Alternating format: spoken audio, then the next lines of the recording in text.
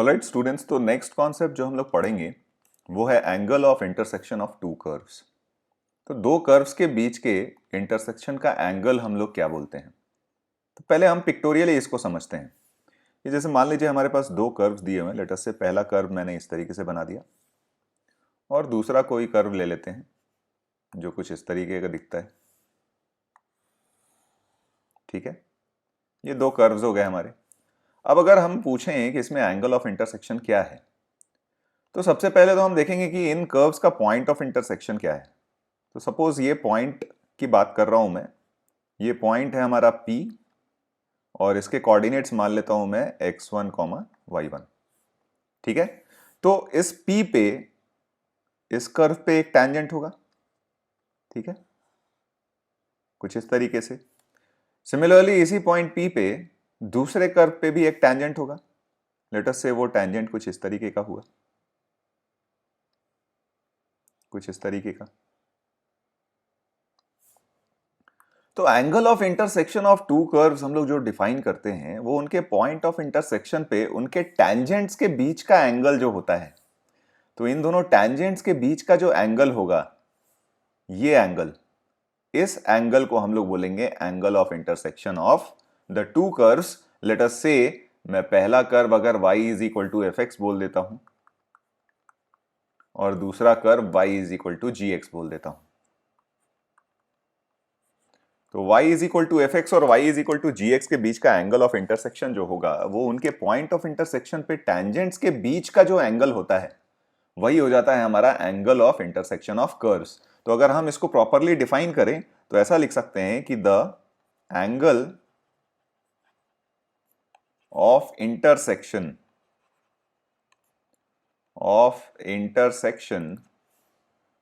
Of to curves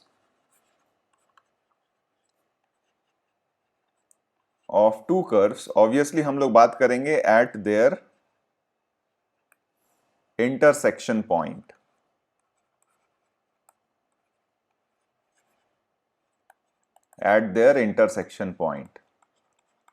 ठीक है, तो angle of intersection of to curves eight there intersection point is the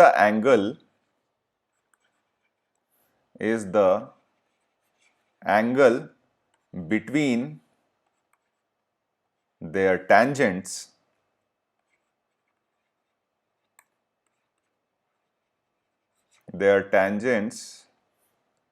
at the point of intersection. At the point of intersection. तो basically करना कुछ नहीं, हमें पहले तो कर्व्स के पॉइंट ऑफ इंटरसेक्शन देख लेने हैं।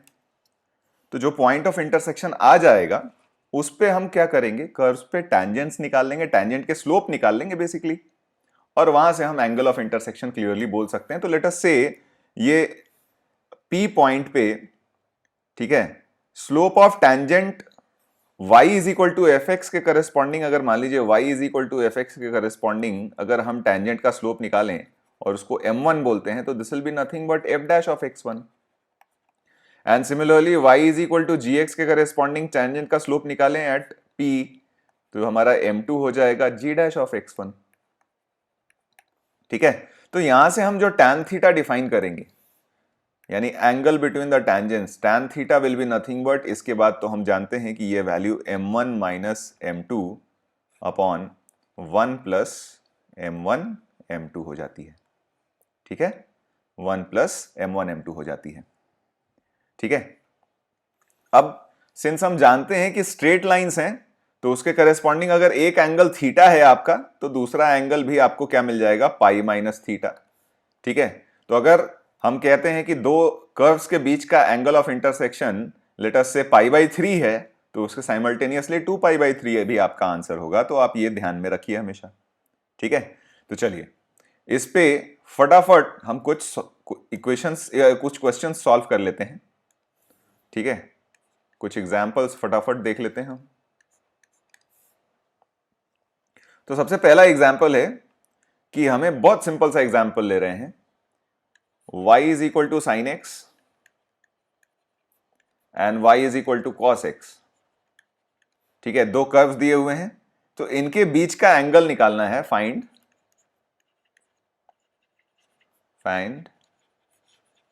एंगल बिटवीन कर्व्स, ठीक है, इन फर्स्ट क्वाड्रेंट की ही हमें बात करनी है। यानी कहने का मतलब x की वैल्यू हम 0 से π/2 के बीच में ले रहे हैं, ठीक है। बड़ा सिंपल सा सवाल हो गया। पहले एक बार ड्रॉ कर लेते हैं पिक्चर कि सीन क्या बनने वाला है हमारा। तो जैसे ये हमारा एक्सिस हो गया, साइन एक्स का ग्राफ बनाते हैं तो साइन एक्स का ग्राफ कुछ इस तरीके से हो जाएगा।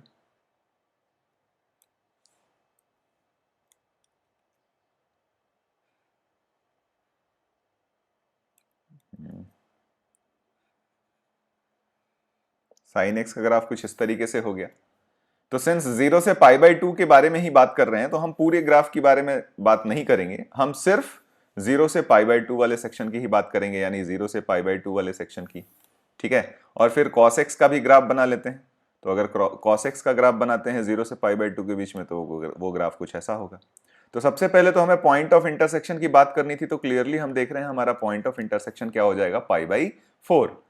यानी हमें क्या करना होगा, साइन एक्स पे y is equal to sine x पे हमें क्या करना होगा, π/4 पे टेंजेंट का स्लोप निकालना होगा। तो m1 हमारा हो गया d/dx ऑफ साइन एक्स, ठीक है, at x is equal to π/4। तो साइन एक्स का डिफरेंशियल हो गया आपका cos x की वैल्यू π/4 पे 1/√2 हो जाएगी। Similarly y is equal to cos x की अगर हम बात करें तो इसके करेस्पॉन्डिंग जो हमारा टेंजेंट का स्लोप होगा m2, ये हमारा हो जाएगा d/dx ऑफ cos x, और x की वैल्यू हम क्या ले रहे हैं यहाँ पे, π/4। तो cos x का डेरिवेटिव हो जाता है माइनस साइन एक्स और इसका स्लोप हो जाएगा -1/√2। तो अगर हमें tan थीटा निकालना था तो tan थीटा विल बी, तो यहाँ पे ये वैल्यू हमारी m1 m2 मिल ही चुकी है, तो m1 minus m2 upon 1 plus m1 m2, simple.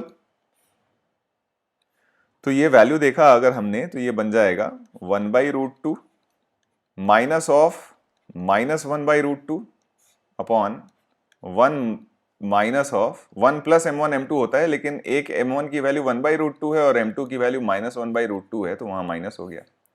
तो इफेक्टिवली हमने देखा तो ये बन जाएगा हमारा 2/√2 और divided by 1 minus 1/2 that is 1/2 हो जाएगा, यानी हमारी वैल्यू हो गई 2√2, ठीक है। तो हम थीटा की वैल्यू लिख सकते हैं, this is nothing but tan inverse of 2√2। तो ये हमारा आंसर हो जाएगा, ठीक है। चलिए कुछ और सवाल करते हैं।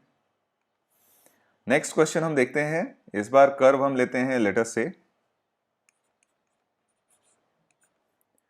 कर्व हमारे पास है पहला। अगेन यहां पे वही करना है, find angle between tangents, find angle between curves.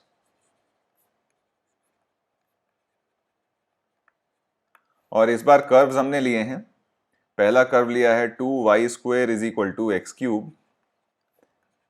And दूसरा कर्व हमने लिया है y² is equal to 32x।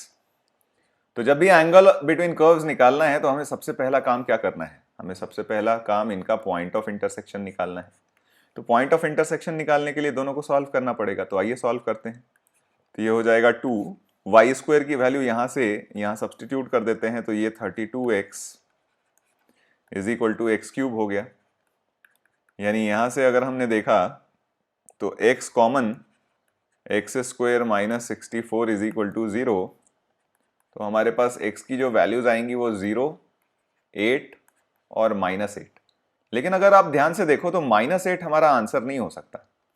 -8 answer क्यों नहीं हो सकता, क्योंकि अगर आप -8 यहाँ पे फर्स्ट एक्सप्रेशन में डालोगे या फिर सेकंड एक्सप्रेशन में भी डालोगे, ठीक है, तो ये सेटिस्फाई नहीं करेगा। तो हमारे पास दो पॉइंट ऑफ इंटरसेक्शन है, x is equal to 0 and x is equal to 8। अब एक बार हम इसका टेंटेटिव ग्राफ बना के देख लेते हैं। कई बार हमारे पास क्या होता है कि टेंटेटिव ग्राफ बनाने से चीजों की क्लैरिटी थोड़ी ज्यादा बढ़ जाती है। y² is equal to 32x का तो ग्राफ हम बहुत अच्छी तरीके से जानते हैं, क्योंकि ये तो पैराबोलिक कर्व है हमारा, ठीक है। तो अगर इसका ग्राफ हमने बनाया y square is equal to 32x का, तो वो कुछ इस तरीके से बन जाएगा।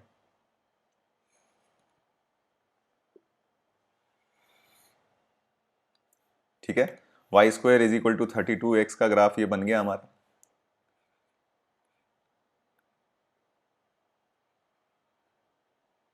ठीक है, फिर अब बात करते हैं 2y² is equal to x cube का।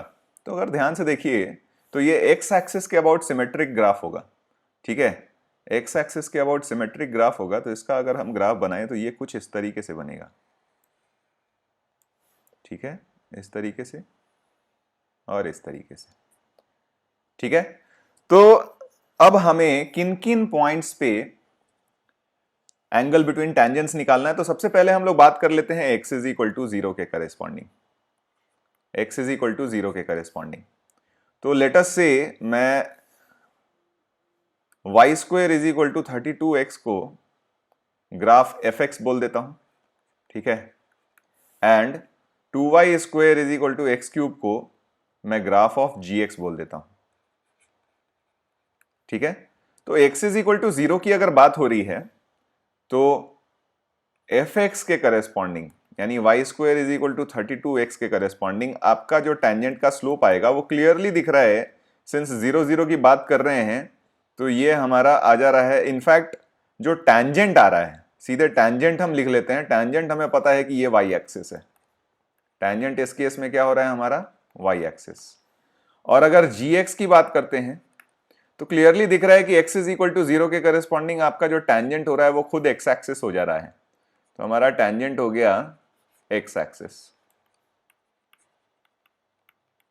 तो यहां से तो क्लियरली हमने बोल दिया कि एंगल बिटवीन टेंजेंट्स या एंगल बिटवीन कर्व्स ये और कुछ नहीं बल्कि टेंजेंट्स के बीच का एंगल हो जाएगा, और टेंजेंट के बीच का एंगल हमें साफ साफ दिख रहा है π/2। फिर अब बात आती है x इज इक्वल टू 8 की। ठीक है, x इज इक्वल टू 8 पे हमें क्या करना है, दोनों ही कर्व्स पे स्लोप्स निकालने हैं टेंजेंट के।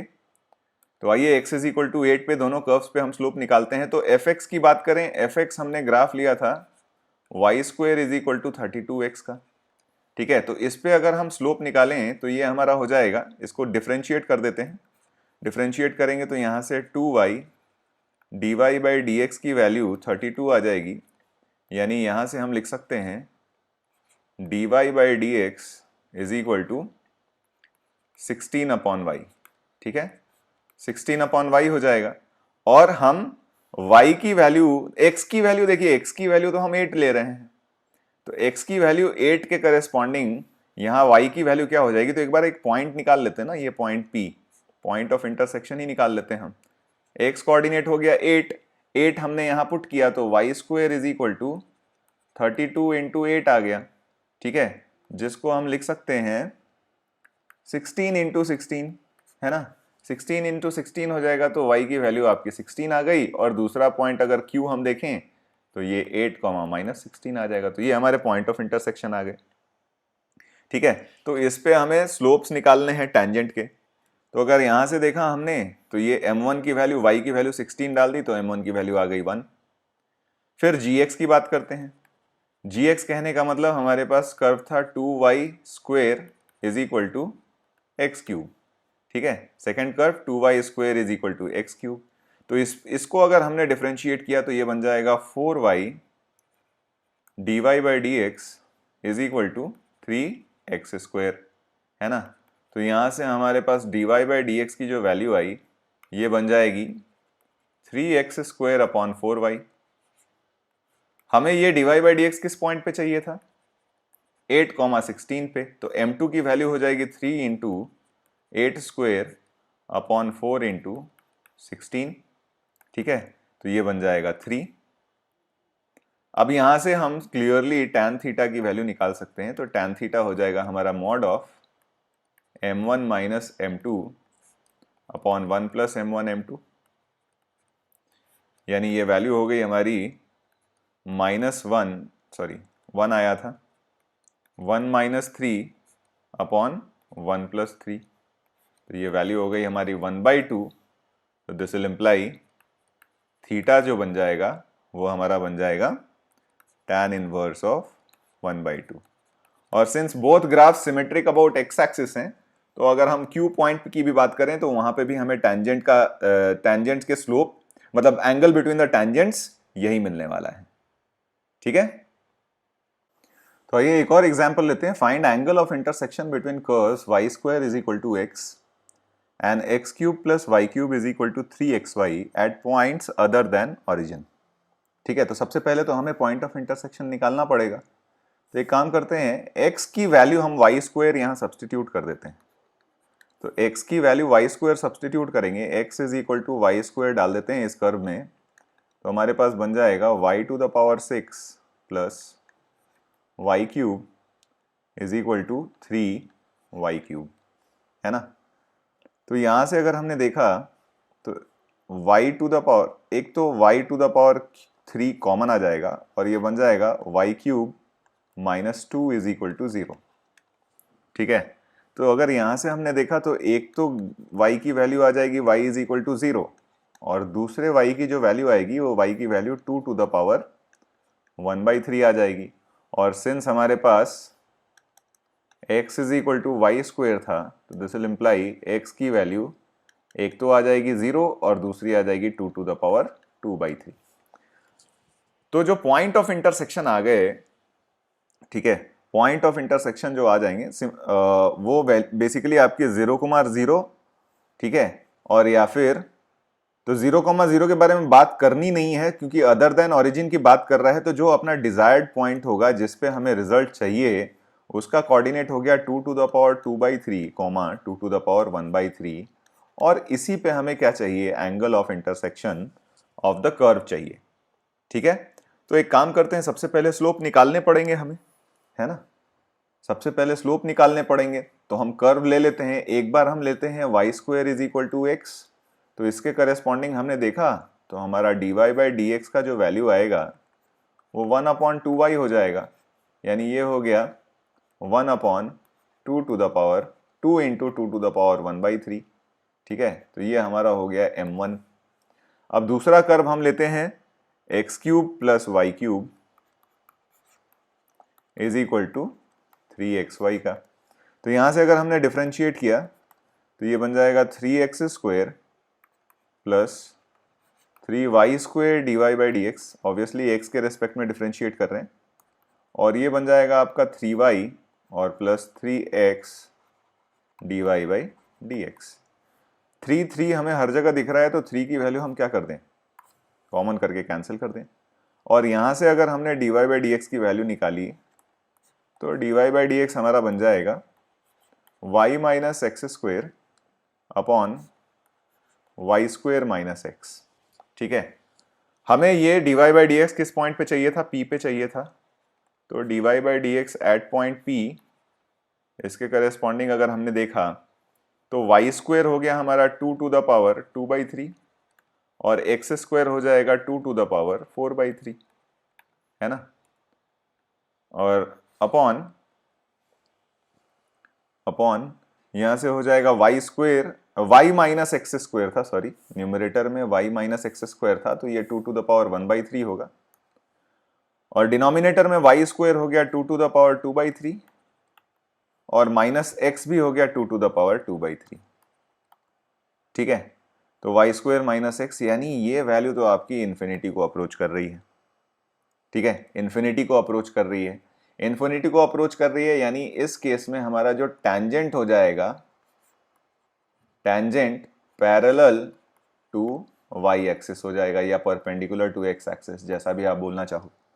ठीक है, तो tangent parallel to y axis हो गया, यानी सिचुएशन कुछ इस तरीके से बना कि हमारा एक टैंजेंट, लेट अस से ये हमारा कोऑर्डिनेट एक्सिस है, 2 to the power 2/3 2 to the power 1/3 से पास करता हुआ लाइन, एक टैंजेंट तो हमारा एक्स एक्सिस के परपेंडिकुलर हो गया। ये हमारा टैंजेंट 2 है जिसके करस्पॉन्डिंग हमारा स्लोप हमने m2 निकाला था।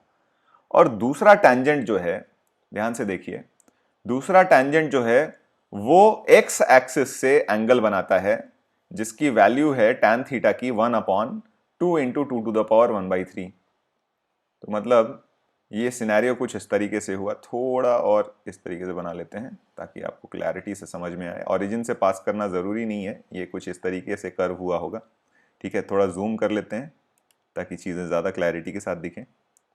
तो ये जो एंगल था थीटा, तो इसके करस्पॉन्डिंग हमें टैन थीटा की जो वैल्यू मिली थी वो 1/2 टू द पावर 4/3 मिल गई थी। हमें ये थीटा नहीं चाहिए था, हमें तो ये वैल्यू अल्फा चाहिए थी। तो देखिए थीटा और अल्फा में क्या रिलेशन है, तो अगर ये अल्फा हुआ तो ये भी आपका अल्फा हो जाएगा। और क्लियरली हम देख रहे हैं कि अल्फा प्लस थीटा की जो वैल्यू है वो कितनी है, π/2। तो जो हमारा अल्फा होगा वो हो जाएगा π/2 माइनस थीटा। तो यानी यहां से जो हम टैन अल्फा निकालेंगे, ठीक है, यही तो हमारा एंगल चाहिए था। तो tan alpha will be nothing but tan of π/2 minus theta यानी कॉट थीटा। और टैन थीटा की वैल्यू हमें 1/2 टू द पावर 4/3 दिया हुआ है, तो यहां से क्लियरली टैन अल्फा की वैल्यू हो जाएगी 2 टू द पावर 4/3, यानी जो angle of intersection between curves आ गया alpha is equal to tan inverse 2 to the power 4/3। ठीक है, तो इस तरीके से हम क्या करते हैं, एंगल ऑफ इंटरसेक्शन के क्वेश्चंस करते हैं। तो ऊपर वाले क्वेश्चन को करके हमें एक आइडिया आया। ठीक है, आइडिया क्या आया हमें कि जैसे मान लीजिए हमारा एक स्लोप, तो वहां पे उसका एक टैंजेंट जो था उसका स्लोप क्या आ गया था, इन्फिनिटी आ गया था। ठीक है, तो हम ये कह सकते हैं कि m1 या m2 में से कोई भी अगर इन्फिनिटी आ जाए, लेट अस से अगर m1 की वैल्यू अप्रोचिंग टू इन्फिनिटी आ जाए, यानी इस केस में हमें क्या मिल जाता है, अ वर्टिकल टैंजेंट। इस केस में हमें मिल जाता है वर्टिकल टैंजेंट। ठीक है, तो अब जो एंगल बिटवीन कर्व्स जो हो जाता है, एंगल बिटवीन कर्व्स यहां पे जो आपका मिल जाएगा उसके करेस्पॉन्डिंग ये मिल जाएगा टैन इनवर्स ऑफ 1/m2। अगर अक्यूट एंगल की बात करें तो मॉड ले लेते हैं 1/m2, क्योंकि हमने देखा था यहां पे कि अगर हमारे पास टैन थीटा की वैल्यू 1/2 टू द पावर 4/3 हुई थी, तो यानी अल्फा की value tan inverse of reciprocal of this हो गया था। ठीक है, तो हम ये बात याद रखेंगे।